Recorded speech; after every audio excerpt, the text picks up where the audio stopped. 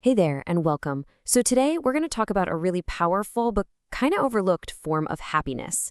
It's not the feeling you get from a good meal or a fun party. It's something way deeper. It's that incredible joy when things finally make sense.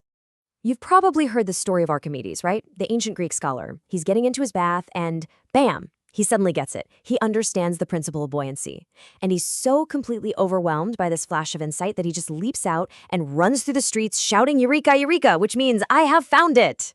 I mean, what a moment. It perfectly captures that raw, explosive power of discovery. Now, think about it. The joy Archimedes felt, it wasn't because he won a prize or got a pat on the back. Nope. It was the pure, unadulterated happiness of understanding. So what is that feeling really, and why does it hit us so hard? Well, that's what we're going to dig into. Okay, so to really get a handle on this special kind of joy, we first need to kind of map out the more familiar territory. The usual suspects when we talk about happiness. They give us a great starting point for our little expedition here. Yeah, we usually think of happiness in a few different buckets, right? There's the basic stuff, like physiological comfort, a good meal when you're hungry, or just getting some rest. Then there's that feeling of safety and belonging with your friends and family. And of course, there's the pride you get from achieving something, that hit of self-esteem. And let's not forget those simple momentary highs, just pure pleasure. All of these are absolutely vital, for sure. But they're not the whole story. So to go a little deeper, we're going to use a new framework. It's pretty neat. It breaks happiness down into 3 distinct modes. And this is going to help us really zero in on that unique joy of understanding. All right, first up, we've got something called form-related happiness.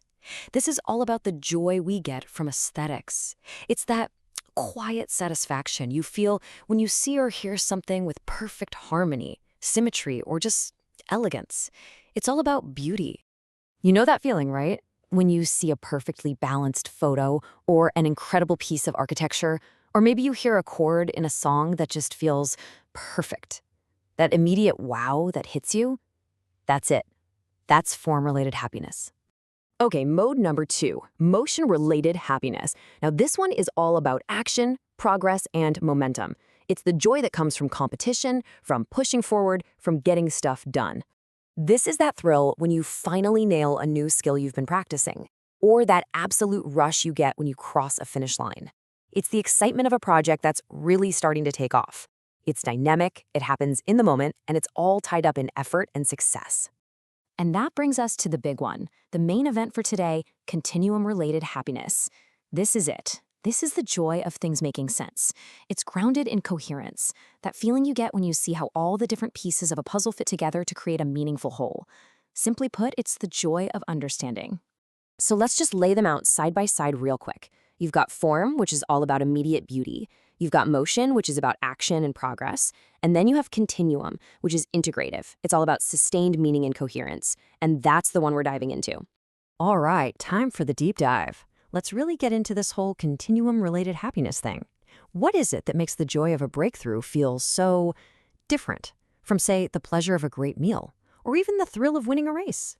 So what are its characteristics? Well, for one thing, it's intrinsically motivated. It comes from the inside. You're not doing it for a reward or for applause. It's also kind of strange because it can feel really calm, but at the same time be profoundly intense. And maybe most importantly, unlike a quick thrill, it leaves behind this durable afterglow, a lasting sense of clarity. It's like the climax of self-actualization, where all your effort finally clicks into place as real meaning. Yeah, see, this kind of joy, it does more than just please you. It unifies. It takes all these scattered, separate ideas floating around in your head and connects them into one coherent, beautiful whole. It literally brings order out of chaos. And here's what's so cool about it. This feeling is totally universal. The actual structure of the experience is the same for everybody. A little kid who suddenly figures out how magnets work feels that exact same kind of integrative joy as a scientist who finally solves an equation they've been working on for 10 years. I mean, sure, the scale is different, but that internal click of understanding, that's universal. But this is where it gets really, really interesting. Unlike pretty much every other kind of happiness, the joy of understanding has this incredible, unique ability to scale, to grow beyond just one person. So, it always starts with just one person, right? An individual has that aha moment. All that confusion just collapses into crystal clarity, and they feel that deep, profound satisfaction. That's the personal Archimedes moment. But then what happens? That personal insight can be shared. And when that idea resolves a problem or an uncertainty that a whole group of people have, a community, or maybe even the entire world, something truly amazing happens. That joy doesn't just get passed on. It actually begins to scale up. Think about it like this. The joy you get from shared understanding isn't rivalrous. You know, if I eat a delicious pizza, you can't eat that same pizza. My joy uses it up. But if I share a mind-blowing idea with you, your understanding of it doesn't take anything away from mine. In fact, it does the opposite. It amplifies the collective feeling. This kind of joy can propagate across whole communities, creating this shared sense of coherence, this collective elevation. No personal, physiological joy can ever be that universal. So, what's the bottom line here? Why does all of this matter? Why is it so important for us to recognize and even seek out this specific kind of happiness? Well, it leaves us with a pretty powerful warning, actually. In a world that's just jam-packed with momentary highs and nonstop entertainment, it's really easy to lose sight of this deeper kind of satisfaction. A society that neglects this joy, that prioritizes simple stimulation over real understanding, risks producing a whole lot of empty calories, a lot of noise, without any real, lasting fulfillment.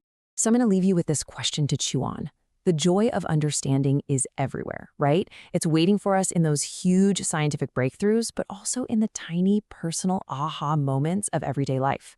So what's something you've come to understand today? Thanks for digging into this with me.